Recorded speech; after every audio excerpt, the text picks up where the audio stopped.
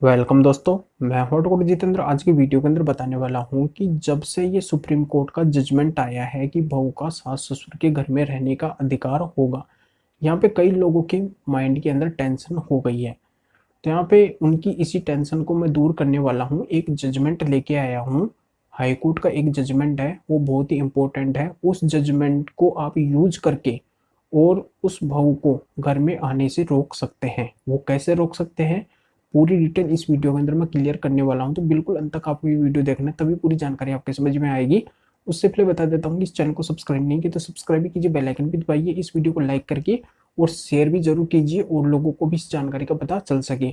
और मेरे से अगर बात करना चाहते हैं, कोई भी लीगल प्रॉब्लम है, तो इस वीडियो के डिस्क्रिप्शन में नंबर भी दिए गए हैं, अपॉइंटमेंट लेके हम मुझसे बात भी कर सकते हैं।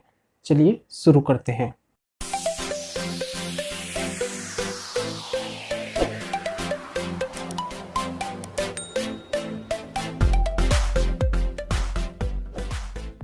तो यहाँ पे सबसे पहले समझा देता हूँ कि बहू को सास ससुर के घर में क्यों आना होगा, उसको ये अधिकार क्यों दिया गया है। वो इसलिए दिया गया है कि उनका रिश्ता है जो है बिगड़ा हुआ, यानी कि उस बहू ने उस परिवार के ऊपर केस भी कर रखे होंगे, जैसे 490 का केस कर रखा होगा, डीवी का केस कर रखा होगा, डाइवोर्स का केस कर रखा होगा, यानी कि अपने पति के ऊपर वो केस कर रखी होगी। सास ससुर के ऊपर भी डीवी वगैरह का ये केस कर रखी होगी, 498 के केस चल रहे होंगे।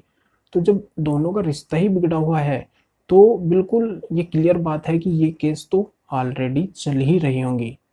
तो यहाँ पे मैं क्लियर करने वाला हूँ कि इन केस के चलते हुए वो बहू फर्स्ट नंबर पे उस घर के अंदर रहने का अधिकार नहीं रख सकती है। अगर वो घर में भी आती है, मान लो कोर्ट से ऑर्डर करवा ली और इस जजमेंट के अनुसार वो घर में आने के लिए तैयार हो जाती है, वो ऑर्डर बनवा के ले आती है, तो यहाँ पे फिर आपको क्या करना है कि आपके पास में जो भी एविडेंस है वो एविडेंस लगा के आप मजिस्ट्रेट कोर्ट में 107 और 16 का एप्लीकेशन देके और यहाँ पे आप उसको बाउल करवा सकते हैं। यहाँ पे ये क्लियर कर सकते हैं कि ऑलरेडी ये केस चल रहे हैं और इन केस के पेंडिंग रहते हुए घर में कैसे जा सकती है।